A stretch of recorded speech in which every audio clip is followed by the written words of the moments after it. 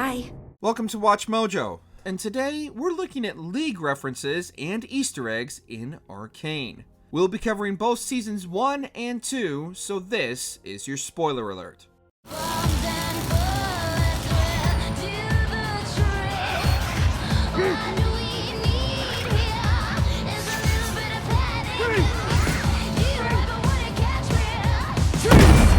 That's me! Number 20. Brambleback Code Phrase. Darting through the shafts beneath Jace's lab in Season 2, Episode 2, Heimerdinger references a jungle monster very familiar to players thanks to the red brambleback on Summoner's Rift. The brambleback has left the jungle. You do realize code phrases don't work when you make them up on the spot. This one gave us a good chuckle. Want more jungle monsters? Singed traps a great merc wolf to create Warwick. Jinx and Isha's bugs Stinkmaw and Scuttlebutt are tongue-in-cheek references to Vilemaw and Scuttlecrabs.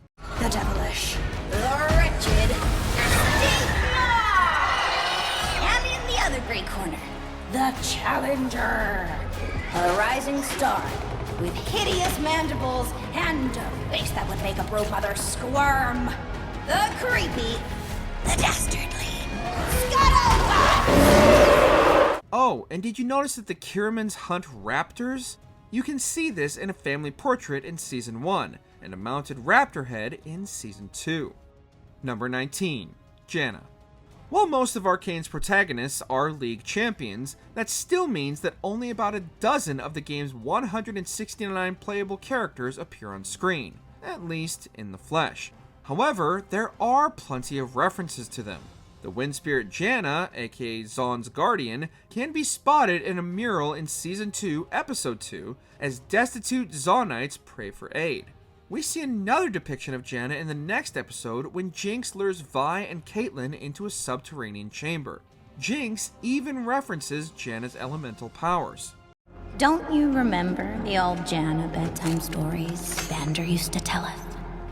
Miners trapped underground, air running thin, but then some wispy wind woman wafts to their rescue. Number 18. Fishbones Foreshadowed. Season 1 culminated in Jinx firing on Piltover with her signature rocket launcher, Fishbones. We'll show them. We will show them all. I want you to lose like This weapon was actually foreshadowed back in Act 1. Powder has a similarly shaped pillow, and we see designs for the weapon in her drawings.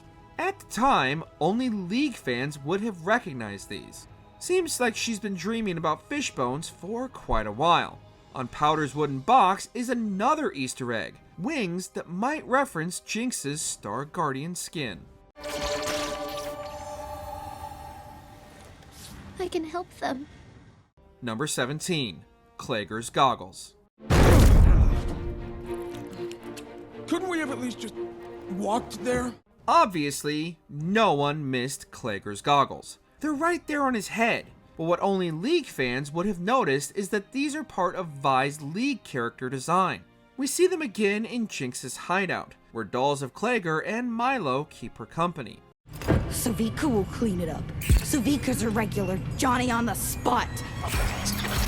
In Season 2, Vi retrieves these goggles while hunting for her estranged sister, and adds them to her gear in the next episode. Number 16. Pentakill Tattoo. The logo for Riot Games' virtual heavy metal band first pops up in Season 1, Episode 1, graffitied on a wall. It makes a more notable appearance in Episode 4, where we see the state of Zaun now that Silco has taken over. A hulking figure is getting the Pentakill logo tattooed on his back. Now that's a fan. Also in this sequence, by the way, there's a sign to the right of a Chem Baron sucking in pure air that reads Herald Palace, which could be a reference to the Rift Herald. Number 15. Raven Familiar. The world is a perilous place for a solitary mage. Sister. According to Arcane showrunner Christian Link, a future spin-off will explore Noxus, Ionia, and Demacia. Mel's arc also seems to be heading towards Noxus. In lore, Noxus is ruled by Swain, arguably the big bad of the League universe. Thanks to his pact with the Demon of Secrets, Rom, Swain can summon demonic ravens. A mysterious six-eyed raven appears in Arcane, seemingly rummaging for hex tech. Was it sent by the Grand General or Rom himself? We'll have to wait and see. The monsters of today will be the heroes of tomorrow. And by my hand will Noxus rise once more. Jarvan IV. Speaking of regions to be explored in a spin-off, Arcane's second season also had a few Easter eggs alluding to the exemplar of Demetia, Jarvan IV. A play in Piltover apparently dramatizes Jarvan's coronation. We see banners featuring his face and a replica of his crown on stage. We wish we could watch that play, but we'll just have to keep our fingers crossed that the royal himself does indeed show up for the spin-off. Number 13. Kindred Masks. Here's a cunning nod to yet another champion. In Season 1, a quick shot shows a man and woman wearing the wolf and lamb mask of Kindred, the Spirit of Death. Fans have suggested that the man is the same person who later bestows his services to Ambessa. Squeeze, child. You won't break it. There's surely some symbolism there, given Ambessa's obsession with being merciless like a wolf, which has given rise to ample theories on Reddit for those who wish to dig a little deeper. Number 12. Gentleman Cho'Gath. This was truly a blink and you'll miss it moment. After Powder accidentally dumps the gang's loot in the series' first episode, the dejected crew enter a dilapidated building. It's all right, Powder. At least you're okay. Okay, what about us? I get my face bashed in and she just gets a pass? Yep. Inside is an elevator that descends into the Undercity. Eagle-eyed viewers will have noted something curious about the paintings on the wall in the entryway. One of them is a portrait of champion Cho'Gath, specifically the Voidborn's beast skin Gentleman Cho'Gath, released in 2010. Number 11. Caitlyn's 90 caliber net. Hope I was worth your time. When Caitlyn turns Vi over to Ambessa in Season 2, Episode 6, it turns out to be a clever ruse. Beforehand, Caitlyn has handed Vi a device to use on the Matriarch of War, her 90 caliber net from League. Once freed from her handcuffs, Vi punches the net into Ambessa. Arguably, the season also gave us Caitlyn's ult, Ace in the Hole, which other champions can intercept to save a teammate, as Vi does, in a way, to prevent Isha from becoming an accidental kill. Kate, move! Scram, kid! Kate, she's a child! Move! She's not getting away again! Number 10. Ekko's weapons. Season 2 saw Ekko invent the Zero Drive that gives him the temporal powers we know from League. In the series finale, he uses these abilities against Victor and his machine army.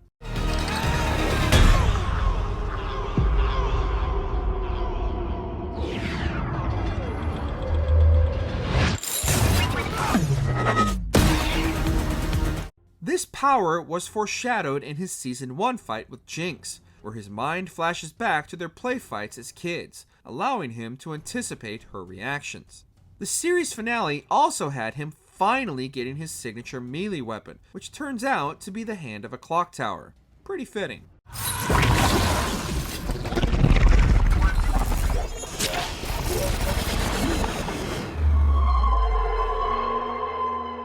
That device can't be. Number 9. The Machine Herald. Players know Victor as the Machine Herald, so it was a treat when Jinx coined the alias in Season 2's 6th episode. Do you think it could actually work? Underground utopia run by a skinny tin machine herald. Maybe when Piltover slides into the sump. Another neat nod came when Victor used the words glorious evolution, recalling the phrase he utters when players pick him in League. Join the glorious evolution. The final glorious evolution. He refers to glorious evolution again in a later episode, sealing the concept to his character. We are one. This is the glorious evolution. Number 8. Heimerdinger's turret. Among the revered inventor's niftiest inventions are, of course, his turrets. We glimpse one of these at work in the second episode of Season 2. Now what's this? But instead of firing deadly projectiles, this one is blowing bubbles to amuse refugees in the Firelight hideout. Bubbles aside, the basic design resembles Heimerdinger's H23G Evolution turret, which turns out to be a lot more versatile than we thought. Number 7. Tryndamere's helmet. We're closed. We'll open up. For good. You can take your worthless junk elsewhere. Benzo's shop in Season 1 is a treasure trove of Easter eggs. One of the most exciting hangs right over the door, the helmet of Tryndamere, the barbarian king. Meanwhile, Benzo is examining the Heart of Gold, a gold-generating item retired from the game in 2012. On a shelf sits Rabadon's death cap, showing that Benzo is running quite the shop. When Ekko spies on his conversation, you can spot an Eye of the Oasis, alongside 3 masks. The one on the left looks a bit like Jin's, the middle like the item Leandri's Anguish, and the one on the right like a Blood Moon mask. Number 6. Get Jinxed. Jinx's League debut in 2013 was commemorated with the song Get Jinxed by Anjanette Jolsrud from the Norwegian band Jerv.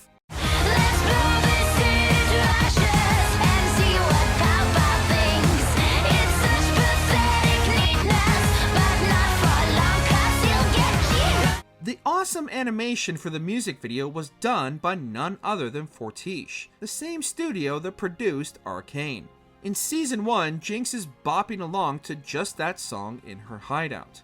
In Season 2, we hear another quick snippet coming from Savika's arm.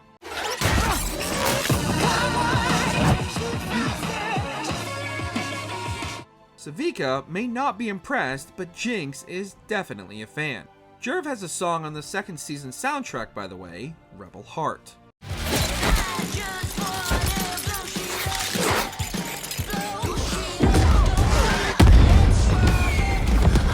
Number 5. The Deceiver. Who's the mysterious sorceress representing the Black Rose?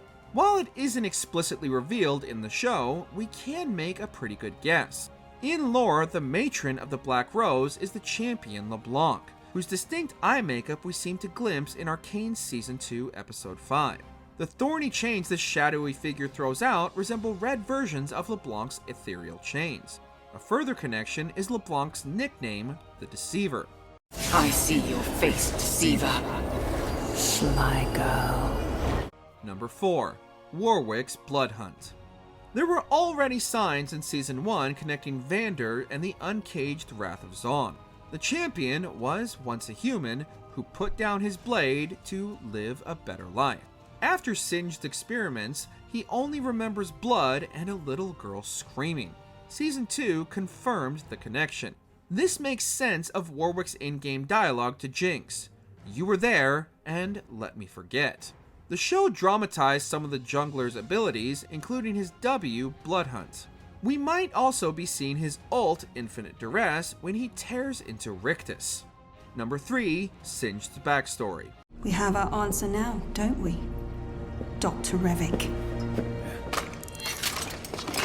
Arcane did an incredible job of humanizing its characters, including its villains. In original League lore, Singed and Orianna are unrelated characters. After Orianna fell ill, her father, an artificer named Colin Revik, replaced her body parts like clockwork to keep her alive. Eventually, Orianna abandoned her father, leaving him with a golden dancer that needs no key. Arcane retcons this so that Singed is Colin Revik, rounding out his character. You really had to know the lore to recognize what the writers had done here. Precisely what are you trying to cure? That affliction we all suffer. Death. Number 2. Team logos. The level of detail in Arcane is mind-blowing. The passion and dedication of Fortiche Studio shows in every frame. And that goes beyond the animation and narrative to numerous little nods for League players. In a parallel world, as Ekko wanders across the Bridge of Progress between Zaun and Piltover, we see a wheel marked with mysterious symbols. These are actually the logos of League of Legends esports teams, including some of the top world teams.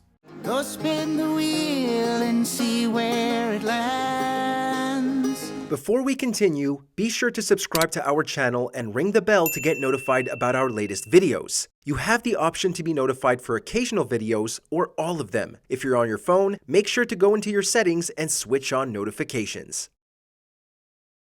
Number 1. Hints of Teemo. While the Swift Scout doesn't bounce onto the screen in Arcane, we do see an illustration of his furry face as Silco's henchman browses through a book in Season 1. Season 2 gave us a few more Easter eggs. The Yordle is depicted on the wall of the arcade where Vander's fosterlings used to hang out. Isha's hat closely resembles Teemo's, complete with goggles. And Savika's slot machine arm features mushrooms that recall Teemo's puff caps.